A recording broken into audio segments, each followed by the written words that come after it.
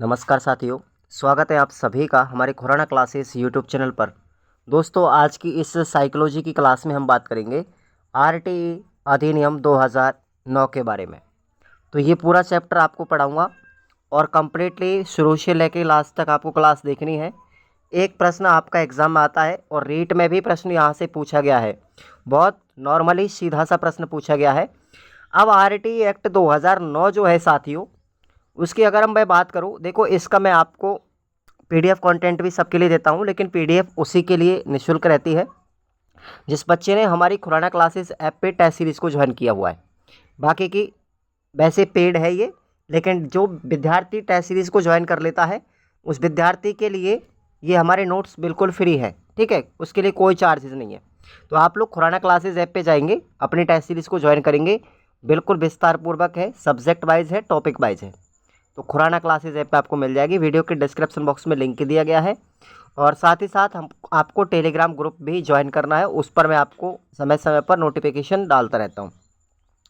Subscribe कर लीजिए, video को like and share and last तक देखना है आपको। तो बात करें हम आरटीई अधिनियम 2009 की, तो संवैधानिक प्रक्रिया में शिक्षा के अधिकार को जोड़ा गया है। 86वां संविधान संशोधन अधिनियम 2002 में अनुच्छेद 21A में शिक्षा के अधिकार को लागू किया गया, जिसमें 6 वर्ष से लेकर 14 वर्ष तक के बच्चों को अनिवार्य एवं निःशुल्क शिक्षा देने की बात कही गई। तो ये आपको याद रखना है। कौन सा संविधान संशोधन था? 86वां। कब हुआ? 2002 में, जिसके अनुच्छेद नंबर 21 में शिक्षा को अधिकार के रूप में लागू किया गया और इस अधिकार के तहत 6 वर्ष से लेकर के 14 वर्ष तक के बच्चों को निःशुल्क और अनिवार्य शिक्षा देने की बात कही गई थी। आपको 6 वर्ष से 14 वर्ष नहीं दिया जाए तो आपको कक्षा 1 से 8वीं तक भी दिया जा सकता है। कक्षा 1 से 8वीं तक भी निःशुल्क शिक्षा, ये दोनों एक ही बात है, ध्यान रखना आप लोग। चलिए आगे बात करते हैं। इस आरटीई अधिनियम के बारे में बात करें तो 20 जुलाई 2009 को आरटीई बिल को राज्यसभा में मंजूरी प्रदान की गई थी। पहली लाइन आपको ये याद रखनी है। इस अधिनियम को मंजूरी कब मिली? 20 जुलाई 2009 को। 4 अगस्त 2009 को आरटीई बिल को लोकसभा में मंजूरी मिली। देखिए, राज्यसभा में कब मिली थी? 20 जुलाई को। लोकसभा में कब मिली थी? 4 अगस्त को। ये दोनों तारीख याद रखनी है। और 26 अगस्त 2009 को, उस समय राष्ट्रपति थी हमारी देश की प्रतिभा पाटिल, उसके द्वारा इस बिल को मंजूरी प्रदान की गई थी। तो अब कौन सी जगह पर इसे मंजूरी दी गई थी? तारीखें तीनों याद रखनी है। राज्यसभा में अगर पूछा जाए तो 20 जुलाई 2009 को मंजूरी मिली। लोकसभा में पूछा जाए तो याद रखना 4 अगस्त 2009 को मंजूरी मिली। और राष्ट्रपति ने, जो प्रतिभा देवी सिंह पाटिल थी उस समय राष्ट्रपति, उसने इसे मंजूरी कब दी? 26 अगस्त 2009 को। उसके बाद 1 अप्रैल 2010 को निःशुल्क एवं अनिवार्य बाल शिक्षा अधिकार अधिनियम 2009 जम्मू कश्मीर राज्य को छोड़ करके संपूर्ण देश में लागू किया गया था। अब देखिए, कई जगह पर मैं आपको बता दूं, अगर देश की बात की जाए, मैं आपका पूरा कन्फ्यूजन क्लियर कर रहा हूं इस वीडियो के अंदर। अगर पूरे देश की बात की जाए कि पूरे देश में लागू कब किया गया था जम्मू कश्मीर को छोड़ करके, तो 1 अप्रैल 2010 को। अगर पूछा जाए राजस्थान में कब लागू किया गया था, तो साथियों 1 अप्रैल 2011 को किया गया था। और कई कई किताबों में आप लोग एसटीसी में पढ़ के आए होंगे बाई मिसिंग कि राजस्थान में 2010 में किया गया था, जो गलत है। अरे 1 अप्रैल 2010 को पूरे देश में लागू हुआ था, जबकि 1 अप्रैल 2011 को जस्ट 1 साल बाद राजस्थान में भी इसे लागू किया गया था। चलिए आगे बात करते हैं। राजस्थान सरकार के संदर्भ में या राजस्थान राज्य के संदर्भ में 29 मार्च 2011 को राजस्थान विधानसभा के द्वारा एक संशोधन प्रस्ताव पारित किया गया था। कब किया गया था? 29 मार्च 2011 में किया गया था, एक संशोधन पारित किया गया था।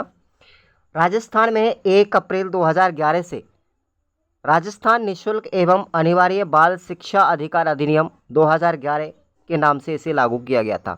अब आपको याद रखना है, राजस्थान में पूछा जाए तो कब लागू किया गया था आरटीई 2009? देखो आपको मैं बता दूं जानकारी के लिए पूरा क्लियर कर रहा हूँ। आरटीई अधिनियम जो 2009 है पूरे देश में लागू किया गया था 1 अप्रैल 2010 को। कब लागू किया गया था? 1 अप्रैल 2010 को। लेकिन इसी अधिनियम को राजस्थान में लागू किया गया था तो ये 2009 की जगह क्या बन गया, 2011 नाम पड़ गया था। ये आपको ध्यान रखना है, 2000 नाम 11 पड़ गया और इसे लागू किया गया था 1 अप्रैल 2011 को। तो क्लियर। अब मैं आपको जब शैक्षिक परिदृश्य मेंस में पढ़ाऊंगा, मेंस के पेपर के लिए शैक्षिक परिदृश्य, तो हम आरटीई 2009 के साथ साथ अधिनियम 2011 भी वहाँ पर पढ़ेंगे। क्लियर, दोनों में अंतर है। आरटीई 2009 और अधिनियम 2011, ध्यान रखना दोनों में अंतर है। क्लियर, हम 2009 पढ़ रहे हैं यहाँ पर फिलहाल में। 4 जुलाई 2013 को आरटीई गान को अपनाया गया। ठीक है, एक आरटीई गान भी है इसका। अब ये गान क्या है, जैसे राष्ट्रगान होता है ना, राष्ट्रगीत होता है, ऐसे ही आरटीई गान है और इसको अपनाया कब गया था, 4 जुलाई 2013 में। और ये आरटीई गान है हमारा, टन टन टन सुनो घंटी बजी स्कूल की, चलो स्कूल तुमको पुकारे। ये क्या है, हमारा आरटीई गान है। याद रख लेना अगर पूछा जाए तो, नॉर्मल सी बात है। चलिए अब हम इसकी थोड़ी स्ट्रक्चर देखते हैं। यहाँ से प्रश्न पूछा गया था साथियों, अभी रेट के अंतर्गत क्या पूछा गया था, रेट में प्रश्न आया था मेंस में यहीं से कि आरटीई अधिनियम के अंतर्गत कुल अध्याय कितने हैं और धाराएं कितनी हैं। यहाँ से यही प्रश्न आया था कि आरटीई अधिनियम 2009 के अंतर्गत या आरटीई एक्ट 2009 में अगर आपसे पूछा जाए कि अध्याय कितने हैं तो 7 हैं। कितने अध्याय हैं, 7 अध्याय हैं। और धाराएं पूछी जाए तो कितनी है, 38 हैं। अनुसूची कौन सी में उसका उल्लेख है, अनुसूची 1 में इसका उल्लेख है।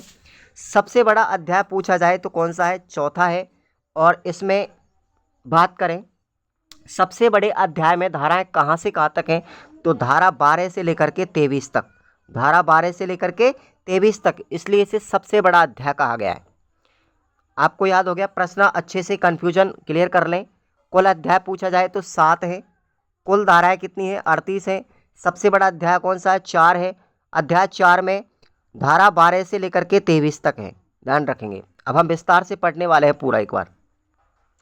अब आते हैं हमारे सबसे पहले प्रस्तावना की बात करें तो हमारे जो ये आरटीई एक्ट की जो प्रस्तावना है ना साथियों, पहला जो अध्याय है हमारा प्रस्तावना का, अध्याय पहला कौन सा है, प्रस्तावना का।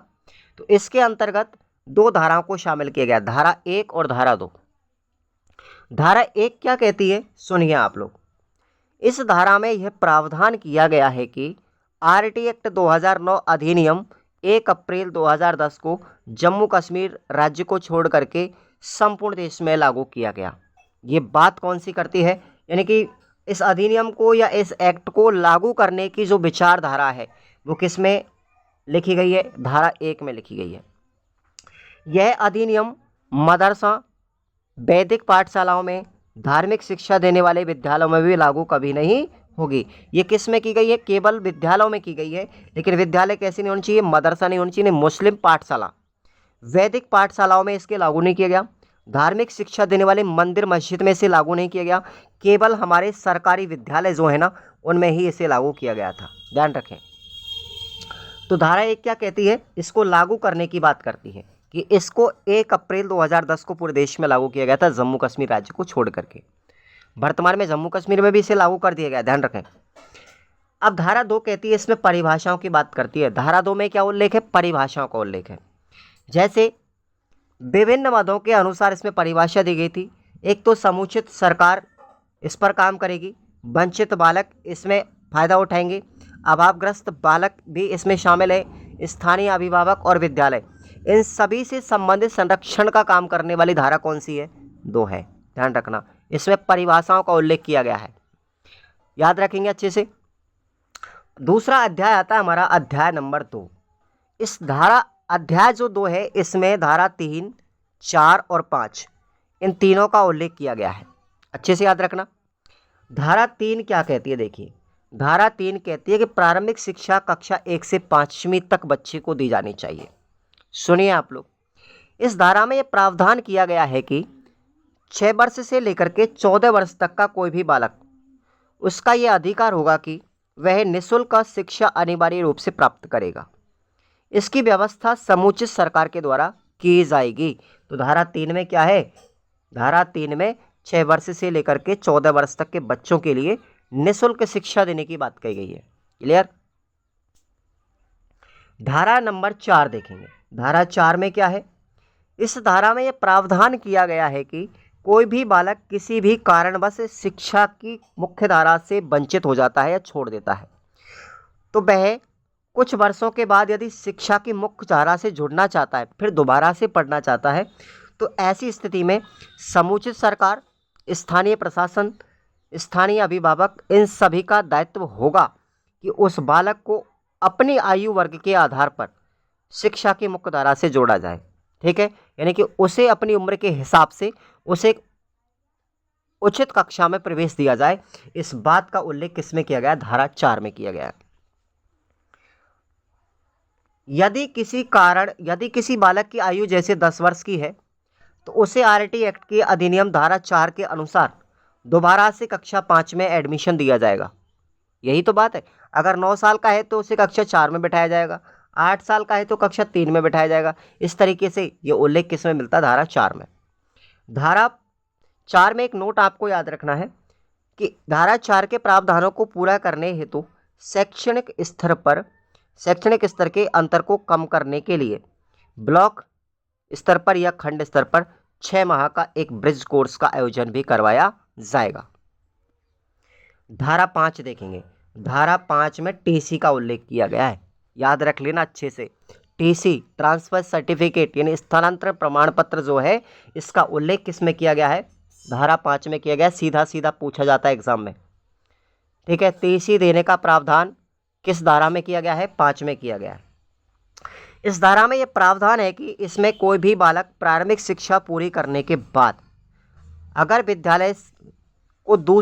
विद्यालय को छोड़कर दूसरे विद्यालय में जाना चाहता है तो बेसिकली जा सकता है, इसमें कोई भी दिक्कत नहीं है। उसे वहाँ के संस्था प्रधान टीसी देने का काम करेंगे। तो ध्यान रखना, टीसी कटवा सकता है कोई भी विद्यार्थी, कोई दबाव नहीं है कि हमारे विद्यालय में पढ़े। तो ये बात का उल्लेख किया गया है धारा 5 में। उसके बाद अध्याय 3 आता है। अध्याय 3 के अंदर हमारी धारा 6 से लेकर 11 तक उल्लेख मिलता है, जिसके अंतर्गत माता पिता और समुचित सरकार के अधिकारों का उल्लेख किया गया है अध्याय 3 में। तो सुनिएगा आप लोग, धारा 6 क्या कहती है। धारा 6 में विद्यालयों की स्थापना की बात की गई है। कैसे की गई है? इस धारा में प्रावधान किया गया है कि समोच्च राज्य सरकार या समोच्च सरकार का यह दायित्व है कि वह समय और स्थान के अनुसार विद्यालयों की व्यवस्था या स्थापना करेगी। कम दूरी होनी चाहिए विद्यालय की, बच्चों के नामांकन के अनुसार विद्यालयों का लिमिट होना चाहिए। तो इस बात का उल्लेख धारा 6 में किया गया है। क्लियर? जैसे मैं बात करूं कि आरटी के प्रावधानों के अनुसार प्रत्येक 1 किलोमीटर या 1.5 किलोमीटर के दायरे में एक प्रारंभिक विद्यालय होना चाहिए। कक्षा 1 से 5वीं तक का विद्यालय 1 से 1.5 किलोमीटर के बीच में होना चाहिए हर गांव में। अगर 2 किलोमीटर की दूरी है तो 2 या 2.5 किलोमीटर के बीच में एक 8वीं तक का विद्यालय होना जरूरी है। तो इस बात का उल्लेख है धारा 6 के अंदर। 7 नंबर धारा कहती है, देखिए धारा 7। इस धारा में केंद्र सरकार व राज्य सरकार का वित्तीय अनुपात दर्शाया गया है, जिसमें केंद्र व राज्य सरकार का वित्तीय अनुपात 60:40 है। केंद्र का कितना है? 60 और राज्य का कितना है? 40। याद रखेंगे। पूर्वोत्तर राज्यों के लिए अनुपात इस क्रम से कितना था? 90:10 था। जो पूर्वोत्तर राज्य हैं, ठीक है, पूर्वोत्तर राज्य या पूर्वी और उत्तर के जो राज्य हैं ना हमारे, उनमें केंद्र सरकार का 90% और राज्य सरकार का 10% अनुपात है आय का, ठीक है, या वित्तीय अनुपात का। यानी कि बात करें कि राज्य सरकार मात्र 10% योगदान देती है अपनी आय का, और बाकी का जो वित्त मिलता है वो केंद्र से मिलता है 90% किन राज्यों को? जो पूर्वी उत्तर के राज्य हैं। बाकी के जो सब राज्य हैं उनको छोड़ करके उनमें केंद्र सरकार से 60% अनुपात मिलता है वित्त का, और राज्य सरकारें 40% वहन करती है। राजस्थान में 60-40 का अनुपात है, ध्यान रखना। वर्ष 2018 से पहले पूर्वोत्तर राज्यों की संख्या कितनी थी? 7 थी। उद्देश्य क्या था इनका? कि बालक बालिकाओं हेतु संपूर्ण भरण पोषण की व्यवस्था करना, उनके लिए खाने पीने की व्यवस्था करना, किताब कॉपी की व्यवस्था करना, ये सारी चीज़ें। धारा 8 की बात करूं मैं, यहाँ पर थोड़ा चैप्टर लंबा है, ध्यान देखना, अच्छे से पढ़ना। धारा 8 में प्रावधान किया गया है कि समूचे सरकार के अधिकार और कर्तव्य क्या क्या हैं। तो ध्यान रखेंगे, धारा 8 के अंदर समुचित सरकार के अधिकार और कर्तव्यों की बात की गई है कि कौन कौन से उसके कर्तव्य का पालन करना चाहिए। धारा 9 की बात करें हम यहाँ पर, देखिए इस धारा में यह प्रावधान किया गया है कि इसमें समुचित सरकार के अधिकारी वर्ग के अधिकार तथा कर्तव्य क्या क्या होंगे। तो मैंने आपको अभी बताया, ऊपर जस्ट बताया, धारा नंबर 9 बात किसकी करती है? समुचित सरकार के अधिकारों की।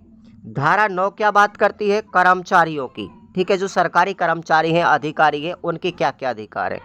और धारा नंबर 10 की मैं बात करूं तो देखिएगा, धारा नंबर 10 में ये उल्लेख किया गया है कि अभिभावकों के कर्तव्य क्या क्या हैं, उनके अधिकार क्या हैं। इस बात का उल्लेख किस में किया गया? धारा 10 में किया गया है। ध्यान रखना, अच्छे से इतना याद रखना है आपको। ठीक है, तीनों याद हो गई। उसके बाद बात करें हम धारा नंबर 11, तो इस धारा में प्रावधान किया गया है कि समुचित सरकार का दायित्व है कि वह 6 वर्ष से 14 वर्ष तक के बालक बालिकाओं की व्यवस्था सरकार के द्वारा की जाएगी। क्लियर? ये धारा नंबर 11। अब आता है हमारा सबसे बड़ा अध्याय, कौन सा है? 4, जिसमें धारा 12 से लेकर के 28 तक उल्लेख किया गया है। ठीक है, धारा 12 से 28 तक।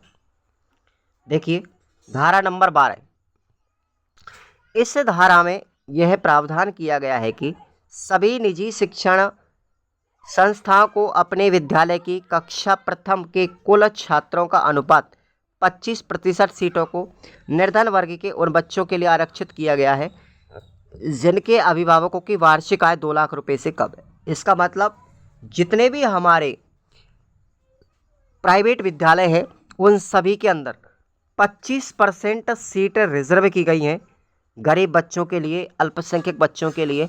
तो उनको निःशुल्क पढ़ाया जाएगा। 25% सीटें जो होंगी विद्यालय के नामांकन के अनुसार, तो उन सभी को निःशुल्क पढ़ाया जाएगा, चाहे वो प्राइवेट विद्यालय हो।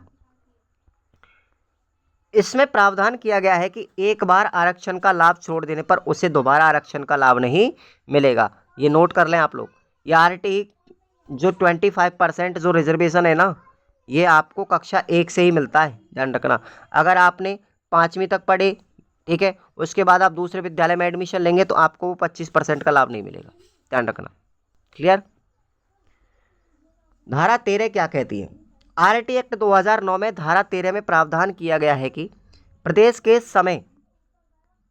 के समय अगर कोई भी बच्चा एडमिशन ले रहा है तो उससे किसी भी प्रकार का कोई ना तो शुल्क लिया जाएगा, ठीक है, ध्यान रखना, ना कोई शुल्क लिया जाएगा उससे, किसी भी तरह के कोई पैसा वगैरह वसूली नहीं की जाएगी बच्चे से, कोई एडमिशन शुल्क नहीं, कोई भी शिक्षण शुल्क नहीं लिया जाएगा। तो ये ध्यान रखें। धारा नंबर 14 की मैं बात करूं तो धारा 14 में देखिए, प्रवेश के समय बालक से किसी भी प्रकार का कोई भी डॉक्यूमेंट नहीं मांगा जाएगा। अगर बच्चे का एडमिशन करना है तो उससे आप कोई भी प्रूफ नहीं मांगेंगे कि आपके लिए आधार कार्ड चाहिए, जन्म प्रमाण पत्र चाहिए, फलाना चाहिए और भी चाहिए, तो ये सारी चीज़ें नहीं मांगी जाएंगी। ठीक है, बाकी की प्राइवेट सेक्टर वाले उल्लू बनाते हैं आजकल। धारा नंबर 15 की बात करें, इस धारा में प्रावधान किया गया है कि बालक के प्रवेश की अंतिम तिथि 30 सितंबर है, लेकिन फिर भी बालक संपूर्ण वर्ष के दौरान कभी भी प्रवेश स्कूल में ले सकता है। वैसे सरकार की तरफ से 30 तारीख है, 30 सितंबर तक एडमिशन ले सकते हैं, लेकिन फिर बाद में छूट है इसके अंदर। अगर किसी कारणवश नहीं ले पाता है तो वो पूरी साल में परीक्षा से पहले कभी भी ले सकता है एडमिशन, तो कोई दिक्कत नहीं है। धारा 15 बात करती है इसकी।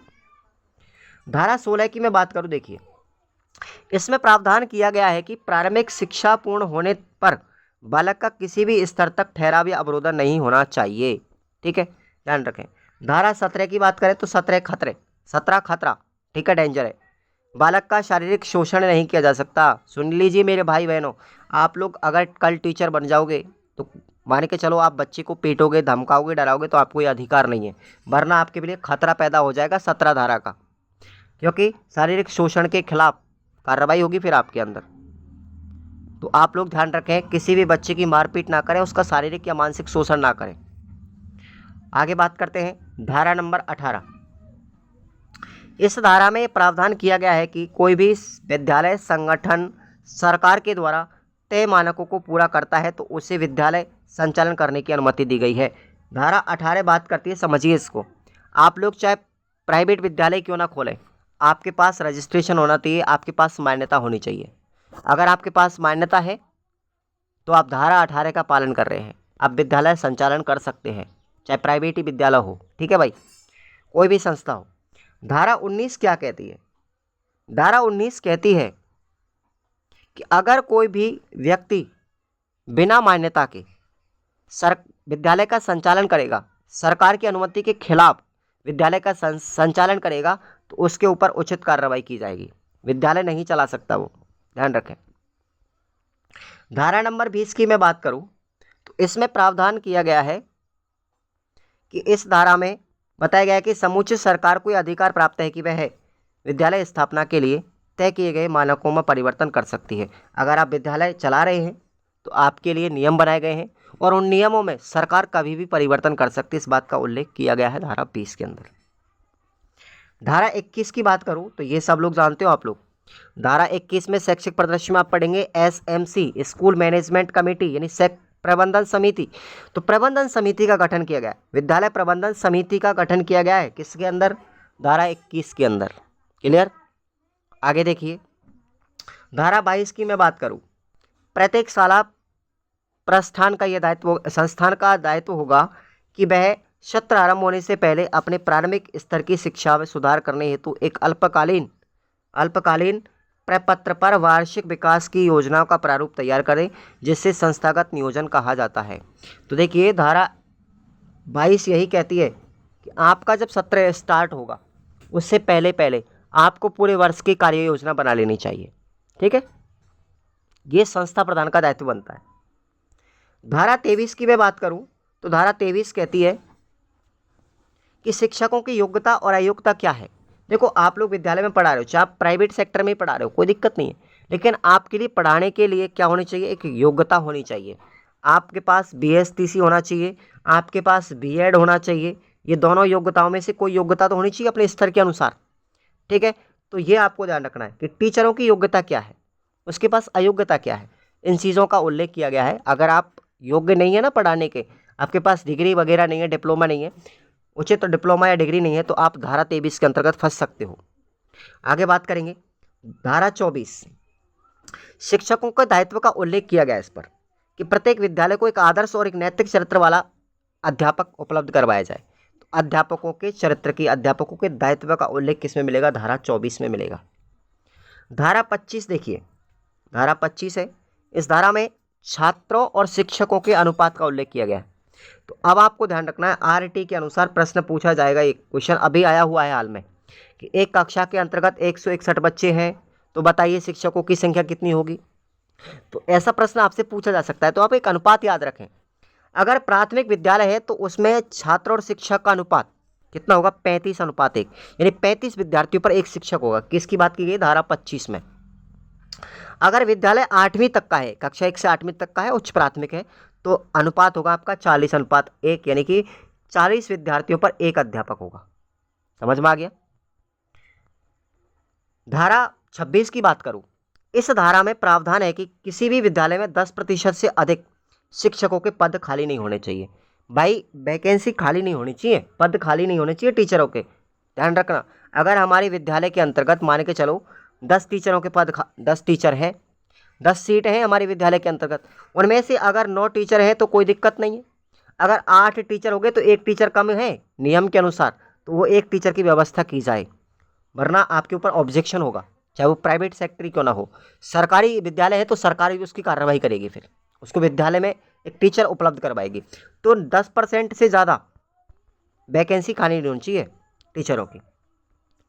बात करें धारा 27 में, कोई भी शिक्षक शिक्षण के अतिरिक्त केवल राष्ट्रीय मान्यता के कार्यों को पूरा करेगा, जैसे जनगणना, निर्वाचन कार्य, राष्ट्रीय आपदा कार्य, ठीक है, इन सब का काम करेगा। ध्यान रखना, धारा 27 के अंदर ये बात का उल्लेख किया गया है। शिक्षण के साथ साथ और भी कुछ राष्ट्रीय स्तर के काम है जिनमें भागीदारी निभाना उसे अनिवार्य होगा।